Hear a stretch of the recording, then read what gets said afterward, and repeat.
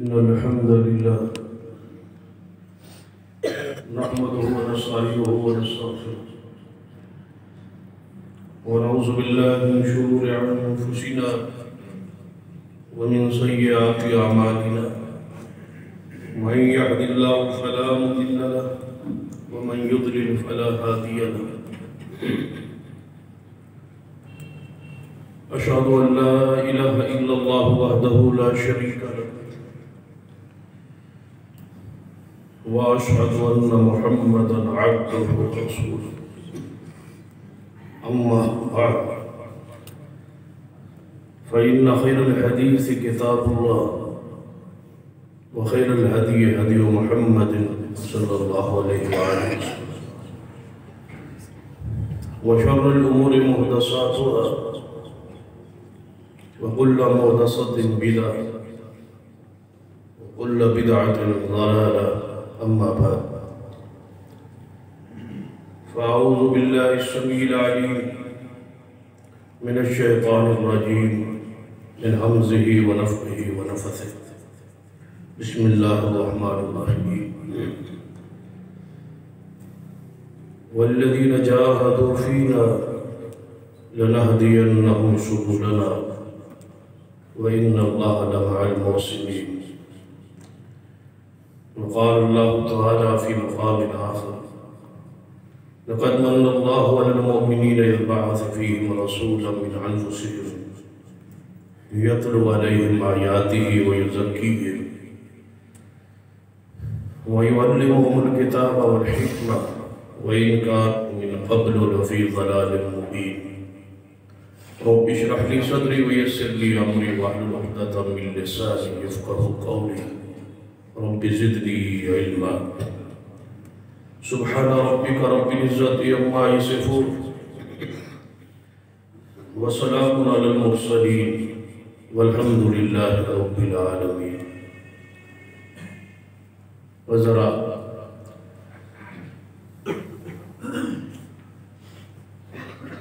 گزشتہ 2 ماہ سے گفتگو کا سلسلہ جاری ہے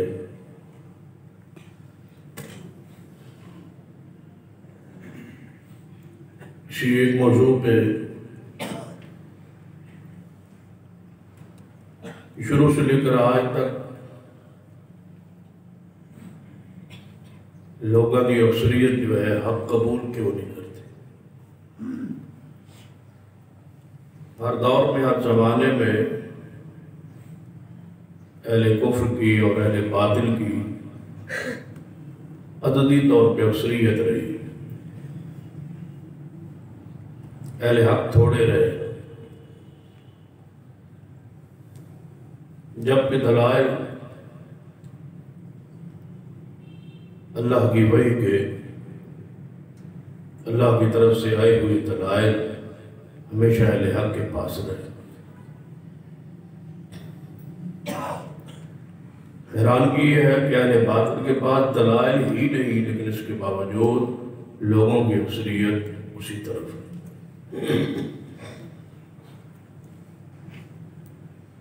اور دلائل دینے والی جو شخصیات ہیں ان کے مقابلے میں اہل باطل کے پاس شخصیات بھی نہیں کہ وہ یہاں 1.25 لاکھ انبیاء علیہ السلام گزرے، معصوم بھی تھے، اخلاق کے اعلیٰ بھی تھے، زبان کے اندر فصاحت بلاغت بھی تھی، بات کو سمجھنے سمجھانے کی صلاحیت کامل تھی، انبیاء بھی تھے۔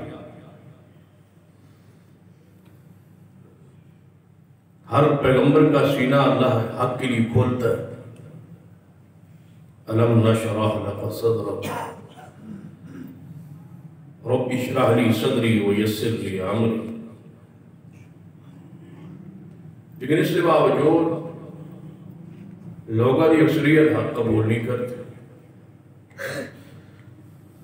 اس کی وجوہات پر کئی خطبات سے تبصرہ جاری ہے۔ سب سے پہلی وجہ ہم نے بیان کی کہ جہالت ایسی وجہ ہے کیونکہ لوگوں اکثریت جہالت کا شکار ہے. جہالت ایسی بیماری ہے جس وجہ سے بہت کم لوگ شفا پاتے. اس کے بعد دوسری وجہ کہ لوگ حق کی رغبت نہیں رکھتے، تڑپ نہیں رکھتے، خواہش نہیں رکھتے. جہاں کوئی لگا ہے لگا رہنے دو، اس اصول اور اس فلسفے پر زندگی بسر کر جاتی. اور تیسری وجہ عوام الناس کے ذہن یہ بات ڈال دی گئی ہے کتاب و سنت مشکل ہے، آپ کو سمجھ نہیں آ سکتا. لوگ اس لیے اس علم کے قریب ہی نہیں آتے. اور چوتھی وجہ جو ہے وہ تکبر ہے، انانیت ہے، جس وجہ سے لوگ حق کو قبول نہیں کرتے. اور پھر سب سے زیادہ جس چیز پر ہم نے زور دیا کہ کچھ وجوہات ایسی ہے جس کی وجہ سے لوگ رائے حق سے دور رہتے ہیں. ان میں سے ہمارے معاشرے میں برصغیر میں امامت اور تقلید ایک ایسی چیز ہے جس نے لوگوں سے حق سے بھٹکایا ہوا ہے، دور رکھا ہوا. گزشتہ خطبے اندر اس پر تفصیل سے گفتگو ہوئی کہ امامت کیا ہے اور تقلید کی نقصانات کیا ہے. آج کے عنوان کی مناسبت سے اسی کے ساتھ ملتی جلتی ایک تیسری چیز ہے جسے تصوف کہا جاتا ہے. جو لوگ، جو مذہبی طبقے اس تصوف کے شکار ہو گئے وہ راہ حق سے دور ہو گئے، بھٹک. تصوف نو اگر تسی اپنی زبان سمجھنا چاہو تو اس کو اس انداز میں کہا جا سکتا ہے کہ ہمارے معاشرے میں جو پیری اور مریدی کا تصور ہے اس نے لوگوں کو ایسے ان کے دماغوں کو، ذہنوں کو جھگڑا ہوا ہے کہ لوگ حق قبول کرنے کے لیے تیار ہیں. مختلف سلسلوں سے جڑے ہوئے، مختلف پیروں کے ساتھ ان کی نسبت ہے. جس خول سے آگے وہ نکل کے سوچنے کے لیے تیار ہی نہیں. یہ ایک ایسی رکاوٹ ہے. اس پر بہت سارے علماء کرام نے تصوف پر کتابیں لکھی. اس کے رد پر بھی ہے اور اس کے ثبوت پر بھی ہے. اس میں بہت ساری نمایاں کتابیں بھی ہیں. عربی زبان میں اس پر حضرت علامہ صالح دین شہید رحمۃ اللہ علیہ کی معروف کتاب تصوف ہے. علامہ شہید رحمہ اللہ نے اپنی کتاب کے مقدمہ میں جو بات لکھی ہے وہ سننے والی. فرماتے ہیں کہ جب میں تصوف پر قلم اٹھانے لگا، اس پر کچھ لکھو، تو میرے ذہن میں ایک ہی چیز تھی کہ تصوف اسلام ہے، دین ہے، شریعت ہے. صرف اس میں تھوڑا سا غلو یا زیادتی، اعتدال کے راستے سے لوگ محبت میں ہٹے ہوئے ہیں. فرماتے ہیں کہ میں چاہتا تھا کہ اس میں اعتدال کا راستہ امت کے سامنے رکھو کہ یہاں تک تصوف ٹھیک ہے، اس سے آگے نہیں ہے. فرماتے ہیں کہ جب میں نے کتابیں صوفیاء کی پڑھنے لگا تو مجھ پر ایسے ایسے راز افشا ہو گئے کہ میں یہ کہنے پہ مجبور ہوں کہ یہ کتاب اس کے لیے کافی نہیں ہوگی اس پر کئی کتابیں اگر نہیں ہو سکتی تو 2 کتابیں مجھے لکھنا چاہیے۔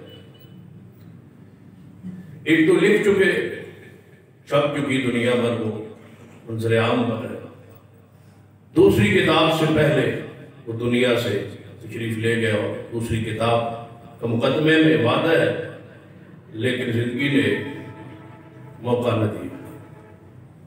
لیکن آپ ساتھ ہی لکھتے ہیں کہ جب 2 کتابیں لکھنے کا عزم رکھتا ہو تو میں اس نتیجے میں پہنچا ہوں کہ یہ اسلام ہی نہیں بلکہ اسلام میں جو سمجھا تھا وہ نہیں ہے، یہاں تو ضلالت اور گمراہی کے علاوہ کچھ ہے ہی نہیں۔ اس پر میں مجبور ہوں کہ اس کے لیے تفصیل کے ساتھ دوسری کتاب بھی لکھوں۔ تو تصوف جو ہے یہ اسلام کے نام پر، اسلام کے ٹائٹل پر، اسلام کے رنگ اور خول میں، اسلام کے دائرے میں کیسی گمراہی ہے جو یہود و نصارہ سے سر نکلتی ہوئی شیعت میں داخل ہوئی اور وہاں سے نکلتی ہوئی اہل سنت کے اندر بھی یہ بیماری داخل ہوئی۔ شروع میں اس کے بارے میں، کیونکہ آج اس کی تاریخ یا اس کی وضاحت سرات یا اس کی شرعی جو حیثیت ہے اس کو بیان کرنے کی طرف تو نہیں جاؤں۔ اس پر میں بھی یہ سمجھتا ہوں کہ جب سے گزشتہ جمعے سے لے کر جمعہ تک میں نے تصوف کے حوالے سے کتابوں کو خطبے کی مناسبت سے کھولنا چاہا تو ایسے ان کے شفاعت ہوں کہ میں بھی سمجھتا ہوں کہ اس پر ایک نہیں کئی خطبات ہونے چاہیے تاکہ نوجوان نسل کو اس کی سازش سے آگاہ کیا جائے اور اس چیز سے پوری طرح انہیں مطلع کیا جائے یہ چیز راہ حق کے لیے کتنی نقصان دہ ہے۔ اس پر انشاءاللہ کئی خطبات آپ کے سامنے بیان کرنے کی کوشش کروں گا۔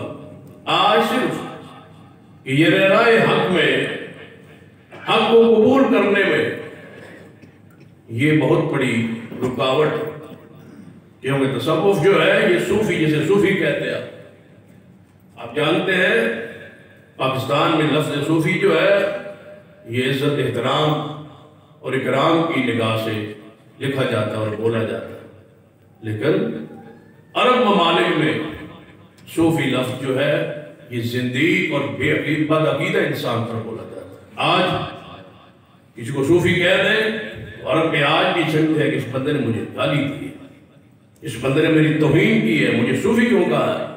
صوفی تو زندیق ہوتا ہے، بے دین ہوتا ہے، اور مجھے یہ بندہ کیا کہہ رہا ہے؟ یہ آج بھی پوری دنیا میں عجم میں یہ اور عرب میں اس کی لفظ کی یہ پہچان۔ بنیادی طور پر صوفی جو ہے یہ صوف اور اون سے ہے کہ اونی اور سادگی جسے کہا جاتا تھا، اون کے کپڑے پہنا، اس وجہ سے اسے لفظ صوفی کہا گیا۔ یا صوفی صفا سے ہے جس کا معنی یہ لینے کی کوشش کی گئی کہ یہ صفائی اور ستھرائی اور پاکیزگی اور دل کی طہارت اور سے یعنی صوفیت کو اس کی طرف منسوب کرنے کی کوشش کی ہے۔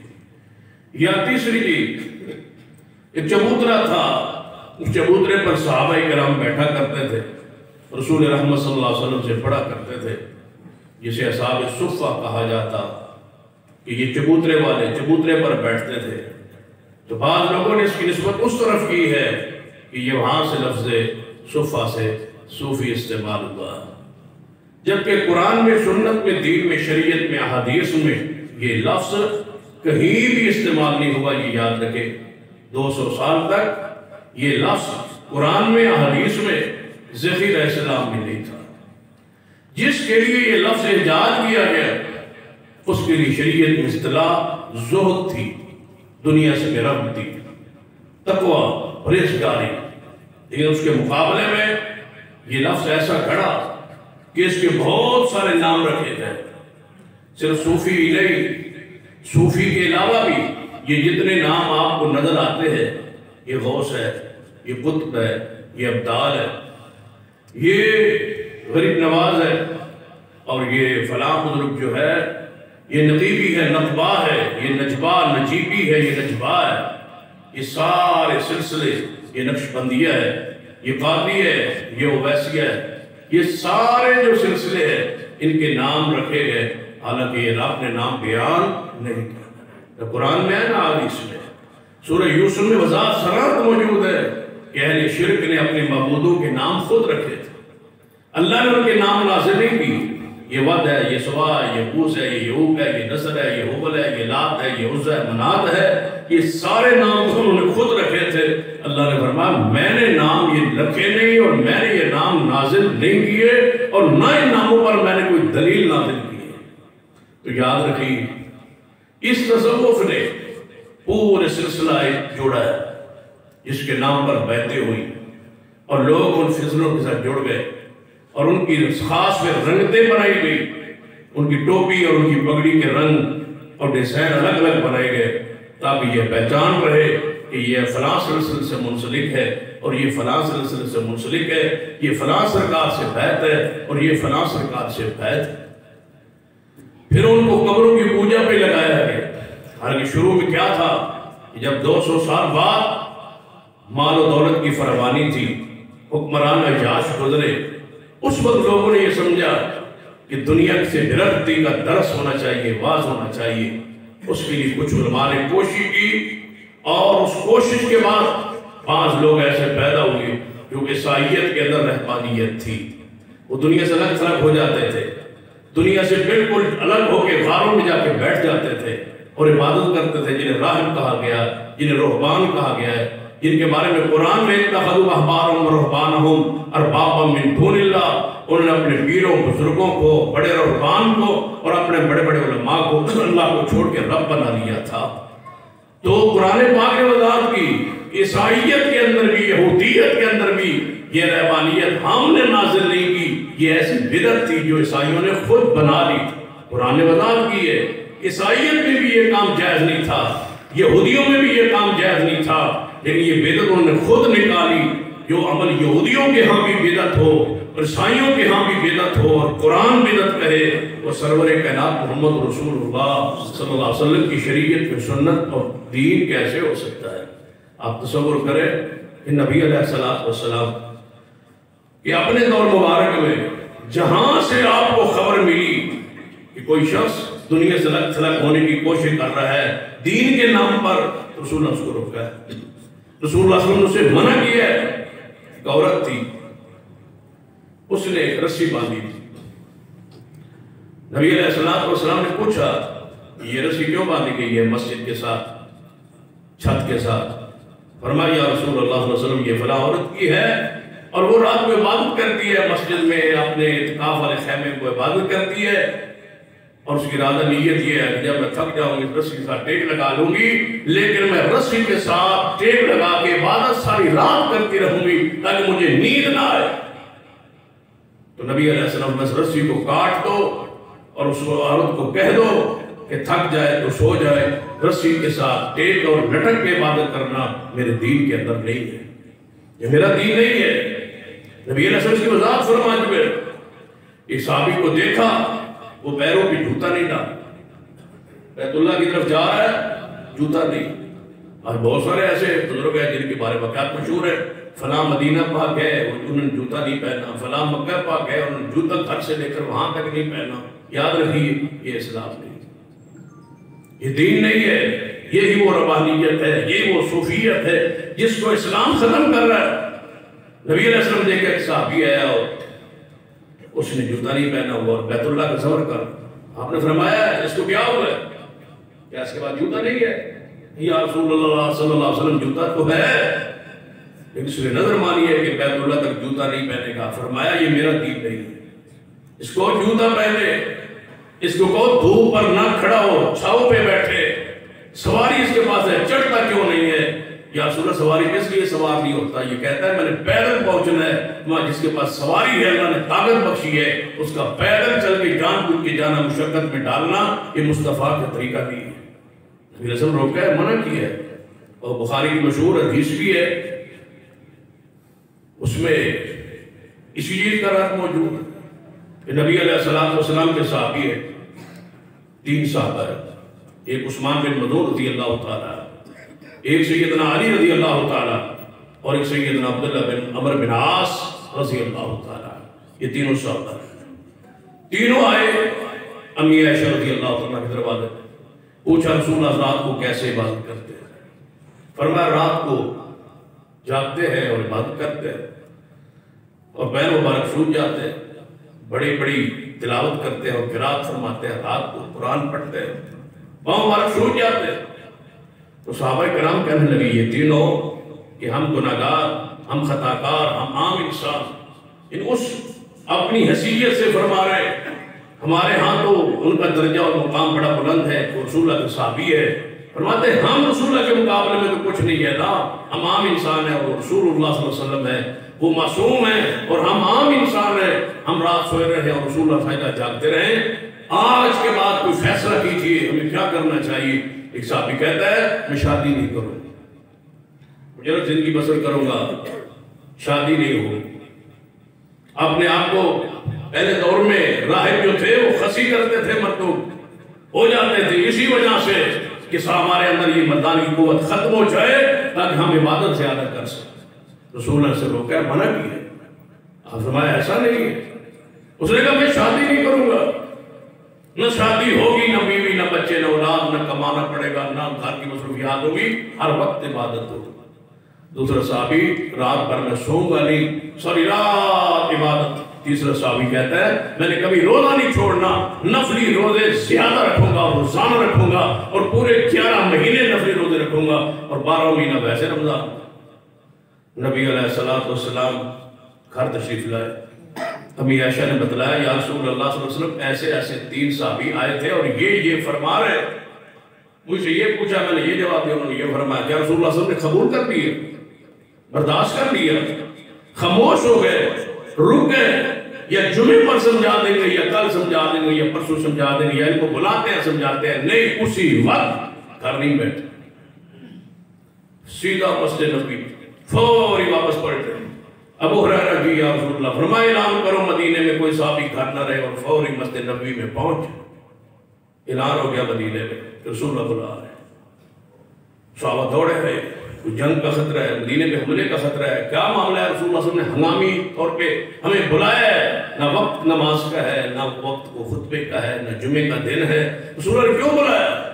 سارے صحابہ دوڑے، مسجد نبی بھر گئی، آپ ممبر پہ چڑھے، فرمایا فلاں فلاں 3 صحابی کھڑے ہو جائے، وہ کھڑے ہو گئے، تم میرے گھر گئے تھے اور میری بیوی زوجہ محترمہ سیدہ عائشہ سے یہ بات آپ نے پوچھی ہے اور انہوں نے یہ بتائی اور آپ نے یہ کہی ہے کہ ہاں یا رسول اللہ ہم نے یہ بات کہے تھے اور پوچھا تھا کہ دل کے سامنے ہوتا ہے، رات کی عبادت ہم پوچھیں آپ کیسے کرتے ہیں، ہم پوچھ کے یہ ہم نے باتیں کی ہے۔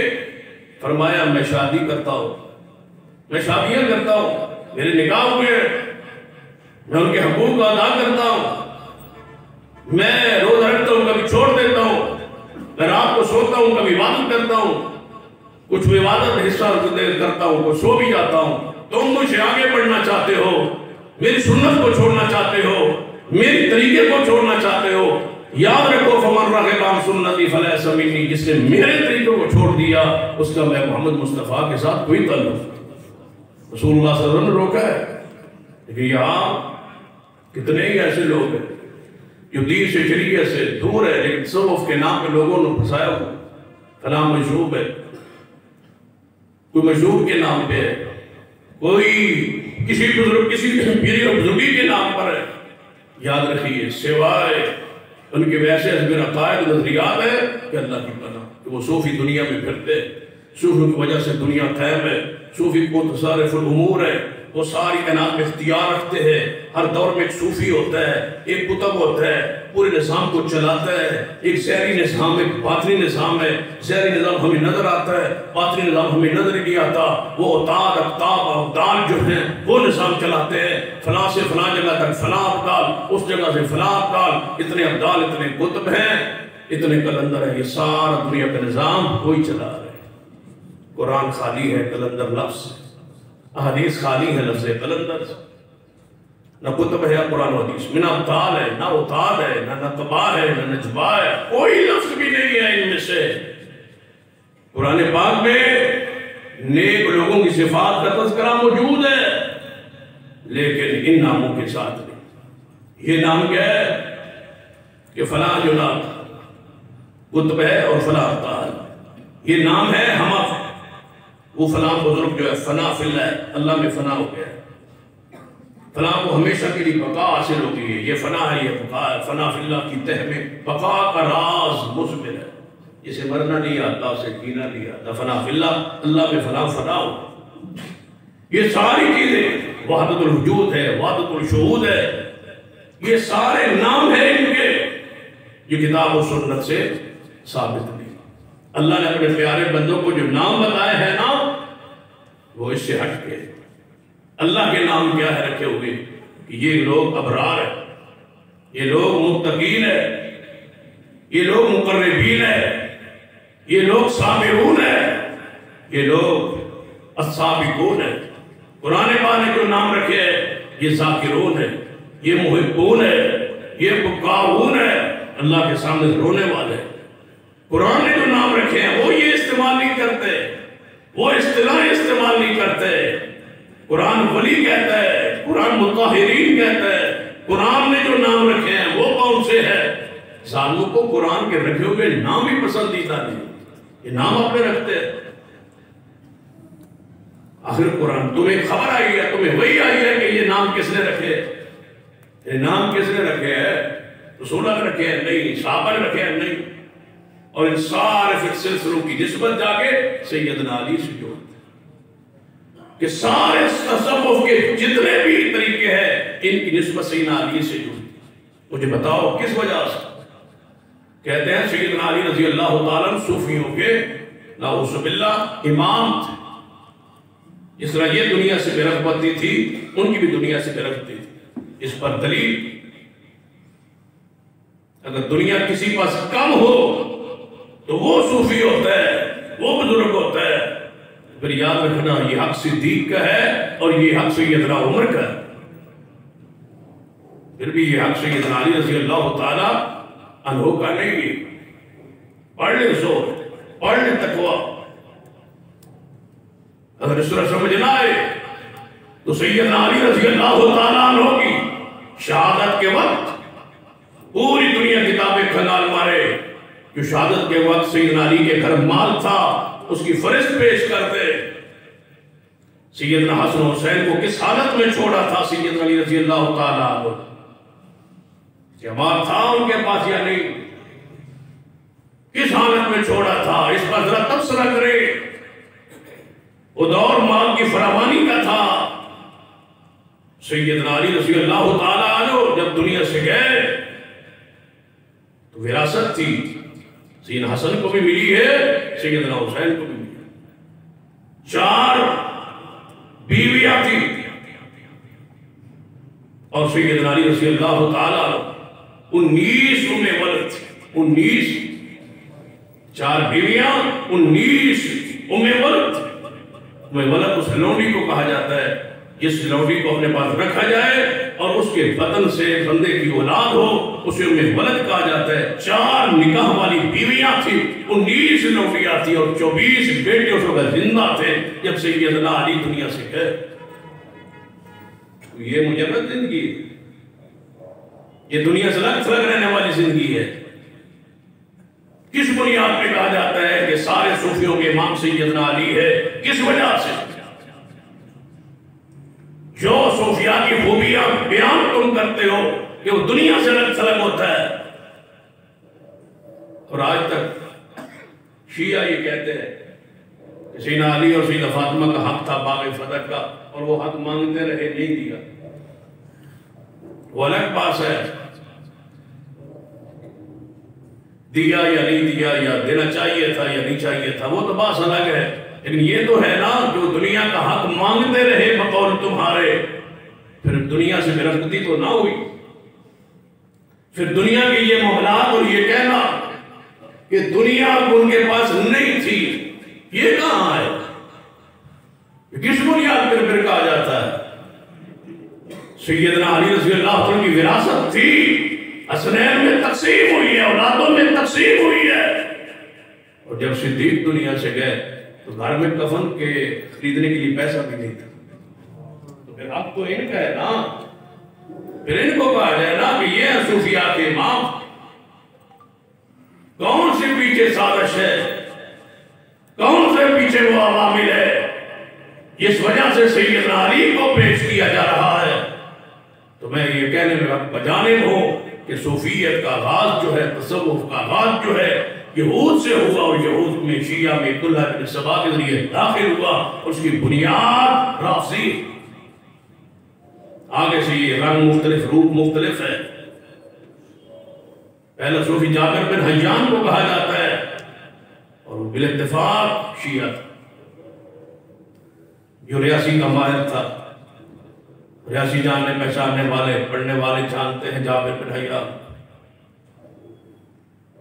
کیمیا کا ماہر تھا، کیمیاگر تھا، ماہر نفسیات تھا، فلسفے منطق کا امام تھا، علم کلام میں مہارت رکھتا تھا، بلاغ کا حافظہ اور بلاغ کا واعظ تھا۔ وہ ہے پہلا، وہیں سے آغاز ہوا ہے۔ کسی بھی صوفی سے، تصوف کے والے سے یہ ذکر و اذکار کے مراقبے یہ حال بنا کے جو بیٹھے ہیں، نقشبندی، قادری، چشتی، سہروردی، اویسی، عطاری، سارے کے سارے رضوی، یہ سارے کے سارے مختلف روپ ہیں، اسی میں بریلوی ہیں، اسی میں دیوبندی داخل۔ دیوبندی بھی صوفیوں کا ایک گروہ ہے۔ یہ بات کہنے میں مجھے کوئی یاد نہیں ہے، حاجی امداد اللہ مکی صاحب کو پڑھ لو، مولانا اشرف علی تھانوی صاحب کو پڑھ لو، صوفیوں کا یہ ایک گروہ ہے، بریلوی صوفیوں کا ایک گروہ ہے، کچھ بہتر ہے، کچھ میں زیادہ ہے، اے سارے ہی صوفیوں کے مختلف روح، مختلف انداز، ان میں کوئی بھی ایسا نہیں ہے جو تصوف کے رنگ میں رنگا ہوا نہ ہو، کوئی بھی ایسا نہیں ہے جو شریعت میں اعتدال پر ہو، سارے غلوب کا شکار ہے۔ کتنے واقعات ہیں اس پر، ایک نہیں کئی درجنوں خطبے ہو سکتے، کئی واقعات ہیں۔ مولانا قاسم نوتوی صاحب کو رات کو کوئی ان کی، جب وہ دنیا سے چلے گئے تو ان کی جو بیوہ تھی ان کو رات کو مٹھائی دے جاتا ہے، کوئی بزرگ آتا تھا مٹھائی دے جاتا ہے۔ وہ کون تھا بھائی؟ روزانہ مٹھائی ہوتی تھی، کہتے ہیں وہ کوئی غیب سے آتی تھی۔ یہ ساری چیزیں پڑھی ہوئی ہے کتابیں، لیکن ان کا میں آج بات نہیں کرنا چاہتا، لیکن اس طرف لے آنا چاہتا ہوں کہ رافضیوں نے اس کو شیعت کی طرف منسوخ، شیعہ نے صوفیت کے بانی، مؤسس، بنیاد وہ ہے۔ آج کیا پتہ ہے آپ کو؟ پتہ نہیں ہے؟ اہل سنت کے جلسوں میں، جیسے ہم بریلوی کہتے ہیں، جلسوں میں نعرے نہیں لگتے، نعرہ تکبیر لگتا ہے، پھر نعرہ رسالت لگتا ہے، پھر نعرہ تحقیق حق 4 یار لگتا ہے، پھر نعرہ حیدری لگتا ہے۔ نعرہ حیدری پھر الگ کیوں لگا؟ نعرہ تحقیق میں 4 یار آ نہیں گئے، ابو بکر بھی تھے، عمر بھی تھے، عثمان بھی تھے، اور علی بھی تھے۔ جب نعرہ تحقیق لگ گیا، حق 4 یار کہہ دیا، کیا مانا کہ 4 رسول اللہ کے صحابی حق ہے، پھر نعرہ حیدری الگ لگا کے شاہ علی کیوں کہا؟ یہی تو وہ صوفیت ہے جو رفض سے ادھر داخل ہوئی۔ پہلے اپنے نے اعلان کیا کہ وہ بکر، عمر، عثمان، علی، پھر ان کا اعلان کیا کہ نہیں نہیں ہم آپ کے ساتھ۔ اور دوسرا بڑا نام ابراہیم بن ادم کا، یہ پہلا صوفی ہے، اور یہ دونوں ہم اصل صوفی۔ ابراہیم بن ادم کو پڑھ لو، دنیا کی تصوف کی جتنی بڑی معتبر کتاب ہے، الطبقات الکبریٰ ہے، حلیۃ الاولیاء ہے، اور کئی کتابیں ہیں، جتنی بڑی کتابیں ہیں، ہر کتاب میں یہ واقعہ موجود ہے۔ جہاں سے صوفیت کا آغاز ہوا، اس سے پہلے دنیا سے الگ تھلگ کوئی بندہ نہیں تھا، اور اس کا واقعہ بڑا عجیب ہے۔ اب واقعہ سنیں تو حیران ہو جائے۔ واقعہ کیا ہے؟ تاکہ تو لوگ حق پہ غور ہی نہیں کرتے، قبول ہی نہیں کرتے، جڑے ہو گئے ان سلسلوں سے، ان قصوں سے، کہانیوں سے۔ کیا کہتے ہیں ابراہیم بن ادم؟ بادشاہ تھا، بلخ ملک کا یہ بادشاہ تھا۔ اس کی جو 7 پہرے دار ہوتے تھے، ان کے پاس 40 سونے کی تلواریں ہوتی، اس کے تخت کے 40 سونے کے ستون تھے. یہ ہے ابراہیم بن ادہم. یہاں سے صوفیت تصوف کا آغاز ہو رہا ہے. اس کا آغاز یہ ہے، اس کی انتہا کا اندازہ آپ لگا. یہ بادشاہ اس کو اچانک رات کو ایسے محسوس ہوا چھت پر کوئی بندہ چل رہا ہے. جس نے آواز دی کون ہے چھت پر؟ اس نے کہا اللہ کا بندہ. کیا کر رہے ہو؟ اس نے کہا میرا اونٹ گم ہو گیا اور چھت پہ تلاش کر. ابراہیم کہتا ہے بیوقوف آدمی، چھت پر اونٹ ملتے گم بھی ہو جائے تو کہیں ریگستان میں ہوگا، سیراب میں ہوگا، یہاں اونٹ کیسے ہوگا؟ فرمایا تو سونے کے تخت پہ سو کے رب تلاش کرتا ہے، پھر یہاں رب کیسے ملے گا؟ یہ صوفیت کا راز ہے، یہ تصوف کی تاریخ ہے، اور یہ پہلا واقعہ ہے. یہاں سے تصوف شروع ہو رہا ہے. باقی تو سارے جڑے صوفی ہیں پاکستانی، برصغیر کے ہندوستانی، بنگالی، یہ سارے چھوٹے صوفی، یہ تو ان سے جڑے ہوئے.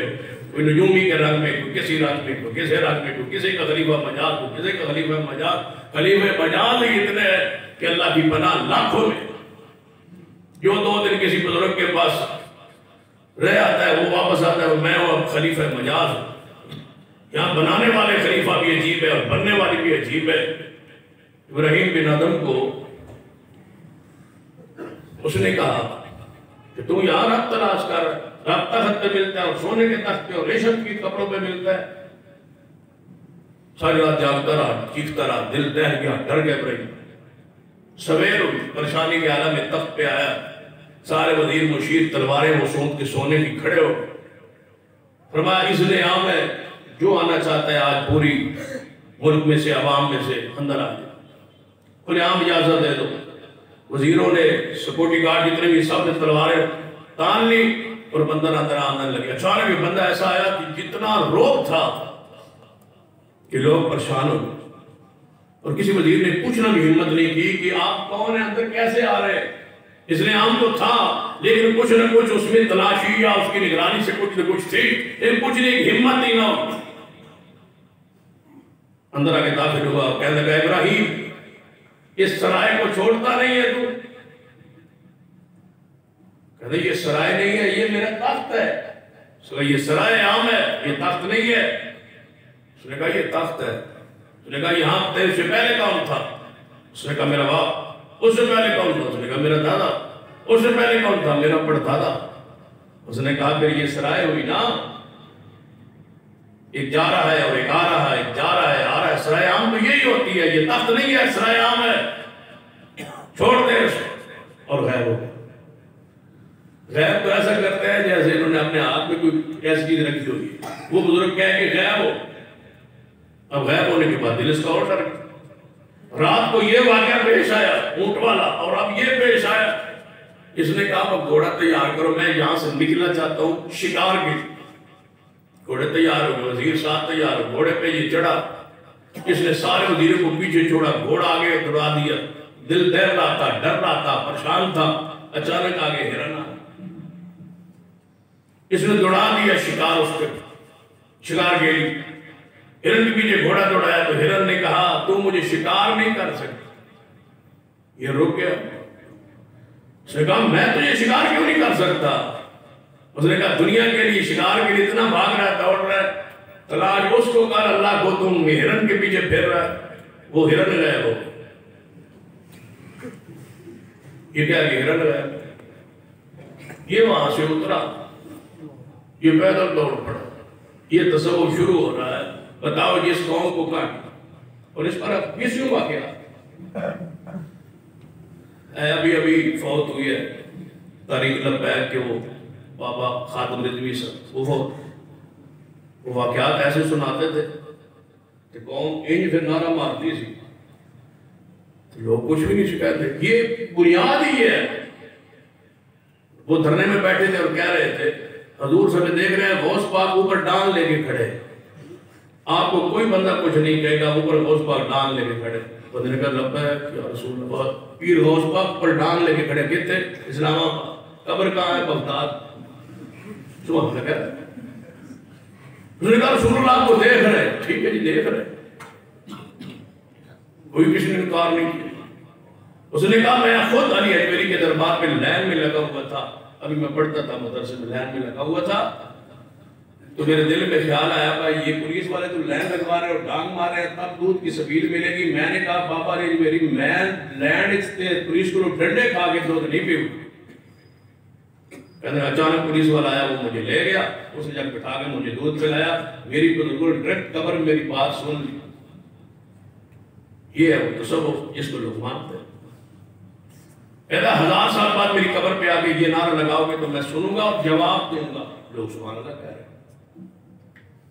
اس سے بھی بڑی بڑی کیسے یعنی وہ تو پرانے واقعات ہو گئے نا کہ بندہ فوت ہو گیا تو اتنی آئی کہ عبد القادر جیلانی رحمۃ اللہ کے پاس اور یہ حقیقی تھی کتابوں میں لکھا ہوا ہے. اس نے کہا میرا بیٹا فوت ہو گیا. اس نے کہا کہاں ہے؟ اس نے کہا فوت ہو سکتا نہیں فوت ہو سکتا. میں نے آج اس کو دم کیا تھا. وہ کیسے فوت ہو گیا؟ فوت ہو گیا. وہ باہر نکلا موٹا کا سا جو اسرائیل لے کے جا رہا. یہ سب لوگ موٹا کا سا دوڑ پڑے اوپر اڑ پڑے. اسرائیل آگے آگے عیسیٰ پیچھے. جب آسمان کے قریب جانے لگے تو روحوں کی تھیلی جو اسرائیل کے ہاتھوں سے چھین لی اور زمین میں پھینک دی. سارے مردے زندہ ہو گئے. قبروں سے باہر نکل آئے جتنی بھی روس میں روحیں تھے. اب سبحان اللہ ہے کون پوچھے. یہ آغاز ہے بھائی صوفیت کا تصوف کا جس سے ہم چاہتے ہیں لوگوں جان چھڑانا. یہ کسے ہے؟ یہ کہانی ہے. یہ قبوری نظام یہ قبوری دین ہے. اس سے جان چھڑاؤ. اپنی کتاب و سنت کی طرف آؤ. دلیل کی طرف آؤ. کتاب و سنت کی طرف آؤ. انبیاء کی معجزات حق ہے اور یا کی کرامتیں حق ہے لیکن کرامتوں پر ذرا صحیح سند سے وہ کرامتیں ثابت تو ہوں. یہاں سے ابراہیم بن ادم دوڑے. اب پیدل جا رہے ہیں. آگے دیکھا ایک بندہ بکریاں چرا رہا. اس کو بلایا. انہوں تخت دے کے انہوں اپنا تاج دے کے انہوں اپنا لباس دے کے بادشاہ بڑھا کے بھیج دیتا. آپ وہ لباس پا کے نیشہ پر ٹول گئے. فقیروں والا چراہوں والا وہ غار میں رہے. 10 سال میں اعتکاف کیا غار میں. کس شریعت میں ہے؟ محمد مصطفیٰ کی شریعت میں تو نہیں. یہاں تو اعتکاف مسجد میں ہے. غار میں اعتکاف کیا. وہاں سے لکڑیاں کٹھیاں کرتے بیچتے کھاتے اور پیتے اور رہتے اور جمعہ پڑھنے جاتے نماز پڑھنے جاتے. پھر وہاں سے نکلے بیت اللہ کی طرف پیدل. وہاں شیطان آ گیا. شیطان نے آواز دی ہے ابراہیم بادشاہ ہوتا تھا گھوڑوں پہ چڑھ کے زینت کے ساتھ جاتا تو بیت اللہ. یہ کیا شکل بنائی ہے فقیروں والی؟ کہا لگتا ہے یہ شیطان ہے. یا اللہ مجھ پر شیطان مسلط کر دی ہے.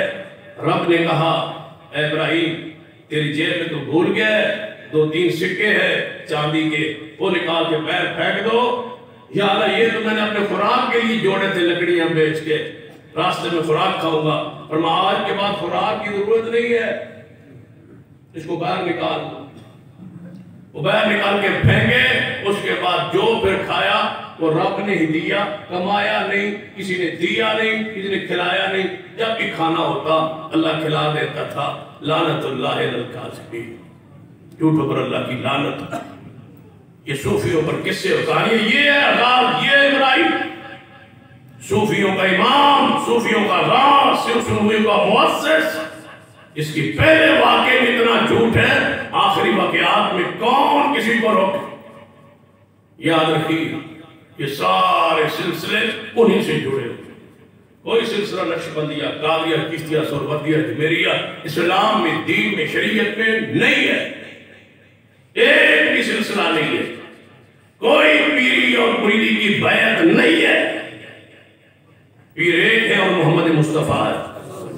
آپ کی بیعت ہے اسلام قبول کرتے ہوئے یا آپ کے بعد بیعت ہے جہاد کی. امیر المجاہدین کے ہاتھ پر بیعت کی جاتی ہے جو جہاد کرواتے ہیں. یہ خلیفہ وقت کا جب انتخاب ہوتا ہے اس کی بیعت ہوتی ہے بات سننے اور اطاعت کرنے کی. کسی پیر کی اسلام میں کوئی بیعت ہے ہی نہیں. یہ بیعت ہے صرف اس کے لیے کہ آپ نے جتنی نظر نیاز دینی ہے میں نے دینی اور کیسے نہیں دینی. اس کے علاوہ اس کا کوئی مقصد نہیں ہے اسلام میں. صحابہ کرام کی زندگی اس سے خالی ہے. بتاؤ صحابہ کرام میں سے کس کی گدی تھی جو بیعت لیتا تھا سیدنا اویس کرنی تابعی تھے، کیا انہوں نے اپنی گدی کو قائم کیا؟ آج تم اویسی ہو، انہوں نے کوئی قائم کیا نہیں۔ سیدنا علی، حسن و حسین اپنے مریدوں کو بانٹتے، اپنی گدیاں چمکاتے، ایسا نہیں ہوا۔ تو پھر سن لو، جو چیز صحابہ کے دور میں دین میں نہیں تھی، آج کی وہ دین میں نہیں ہو سکتی۔ کیوں؟ صحابہ کا طریقہ ہی حجت ہے۔ وَمَن يُشَاقِقِ الرَّسُولَ مِن بَعْدِ مَا تَبَيَّنَ لَهُ الْهُدَىٰ وَيَتَّبِعْ غَيْرَ سَبِيلِ الْمُؤْمِنِينَ نُوَلِّهِ مَا تَوَلَّىٰ وَنُصْلِهِ جَهَنَّمَ وَسَاءَتْ مَصِيرًا۔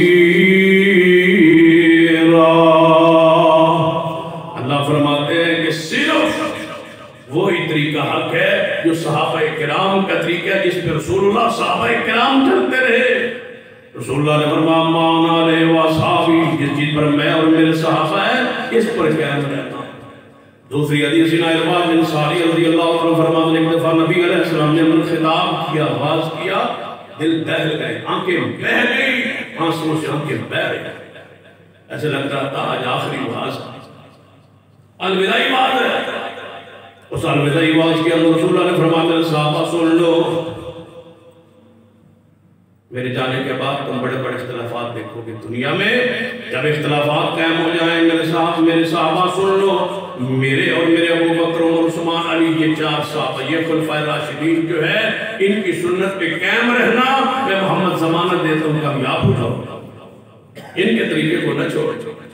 یہ کام سیدنا ابو بکر عمر عثمان علی نے نہیں کیے۔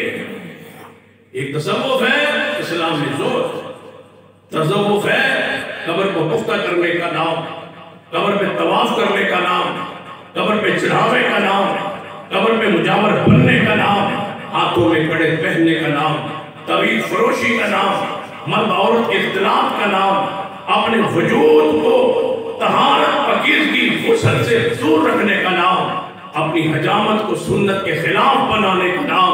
تصوف کیا ہے؟ یہ سارا تصوف کے نام پہ ہی ہو رہا ہے، مشوب ہے، یہ قطب ہے، یہ ابدال ہے، یہ سارا تصوف ہے۔ دنیا کو الگ سے ہونے کا نام، شادی بیاہ سے دور رہنے کا نام، اللہ کی حلال چیزوں کو حرام کرنے کا نام، حرام چیزوں کو حلال کر لینے کا نام، یہ تصوف ہے۔ اپنے آپ کو جنگلوں میں بسانے کا نام، بچوں کو بیوی کو چھوڑ دینے کا نام، دنیا سے الگ تھلگ ہونے کا نام، دنیا کے آسانیاں دنیا کے لیے پیدا کرنا نہیں، مشکلات پیدا کرنے کا نام، دنیا کا مال دولت پیسہ ناجائز طریقے سے ہتھیانے کا نام، اپنی گدی اپنی ٹوپنی اپنے رنگ چڑھانے کا نام، اور ضرورت سے زیادہ کپڑے پہننے کا نام، یا ضرورت کے کپڑے اتار دینے کا نام۔ یہ تصوف ہمارے پاکستان کا، ہندوستان کا۔ اسلام کے زود ہے، اسلام میں تصوف نہیں ہے، اسلام میں زود ہے۔ زود کیا ہے؟ میٹھے اخلاق کا نام۔ زود کیا ہے؟ دل کو بغض سے، اناج سے، چغلی سے، غیبت سے پاک کرنے کا نام۔ زود کیا ہے؟ فرضی نماز کے ساتھ نفلی نماز پڑھنے کا نام۔ زود کیا ہے؟ دنیا کے اندر رہ کے بیوی بچے رکھ کے ان کو شریعت کے مطابق ان کی حقوق ادا کر کے رہنا، یہ اسلام کا زود۔ نفلی حج و عمرے کرنا، نفلی صدقہ و خیرات کرنا، غریبوں کی مدد کرنا، دنیا میں رہ کے لوگوں کے کام آنا، لوگوں کی مشکلات کو دور کرنا، اور اسلام کے اندر توحید اور سنت کو قائم کرنا، اپنے وجود پر، اپنے ملک پر، اور اس کے لیے عملی کوشش کرنا، اللہ کی راہ میں جہاد زبان سے مال سے کرنا، بدعات کا رد کرنا، شرک کا رد کرنا، قبروں کو سنت کے مطابق بنانا، یہ اسلامی زود ہے۔ اعتکاف مسجد میں بیٹھنا، یہ اسلامی زود، یہ ہے دین، یہ ہے وہ تزکیہ نفس جس کے لیے محمد مصطفیٰ صلی اللہ علیہ وسلم تشریف لے آئے۔ یہ اسلام ہے، یہ دین ہے، یہ شریعت، یہ زود ہے، تصوف نہیں ہے اسلام میں۔ ان پیروں نے، فقیروں نے، بزرگوں نے اسلام سے امت کو، دین کو، شریعت سے دور کر دیا۔ یہ حق نہیں قبول کر رہے تھے۔ یہ کہتے ہیں پردے کی ضرورت نہیں ہے، یہ کہتے ہیں نماز روزے کی ضرورت کوئی خاص نہیں ہے، کر لو تب بھی ٹھیک ہے، نہ کرو تب بھی ٹھیک ہے، یہ ہمارا خیال رکھنا، ہم قیامت والے دن پہچان لیں۔ تم نہیں جانتے یہ بندہ نماز نہیں پڑھتا لیکن یہ پہنچا ہوا ہے، یہ کتنے واقعات ہیں، کتنے قصے ہیں جنہوں نے لوگوں کو امت سے توڑ دیا ہے، دین سے، شریعت سے، سلسلے سے۔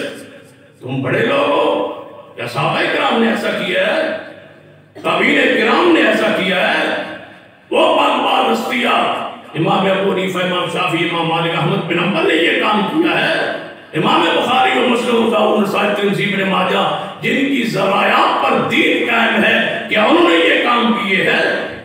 کون سے جو حالات پیش کرتے ہو؟ کبھی جابر بن حیان کو صوفی کو پیش کرتے ہو، کبھی ابراہیم بن ادم کے جھوٹے واقعات پیش کرتے ہو۔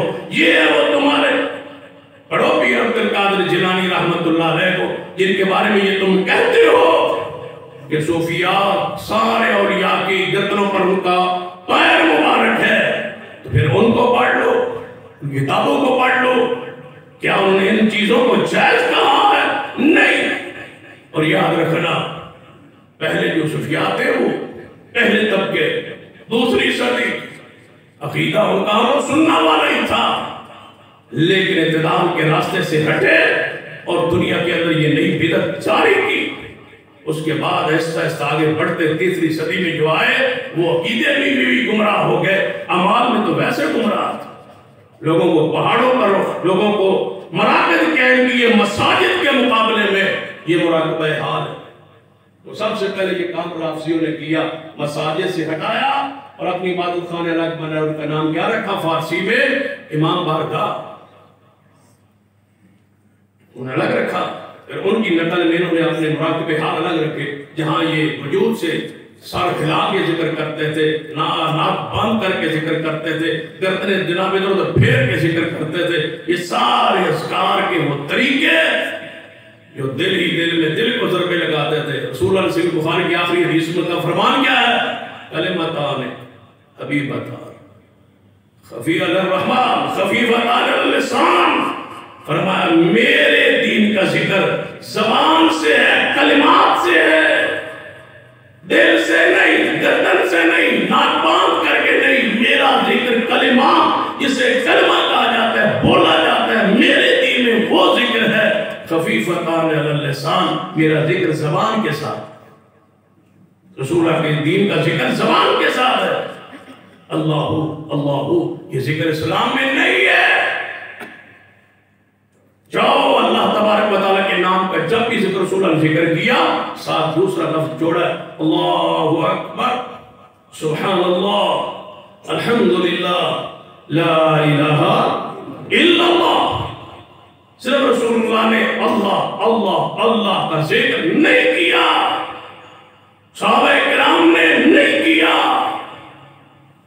رسول اللہ کا صرف ایک لفظ کا ذکر ثابت کیجئے، پورے ذخیرہ اسلام میں نہیں ہے۔ جب بھی لفظ اللہ کا ذکر ہوا، رسول اللہ نے دوسرے لفظ کو ساتھ جوڑ کے فرمایا، کبھی سبحان اللہ، کبھی لا حول ولا قوت الا باللہ۔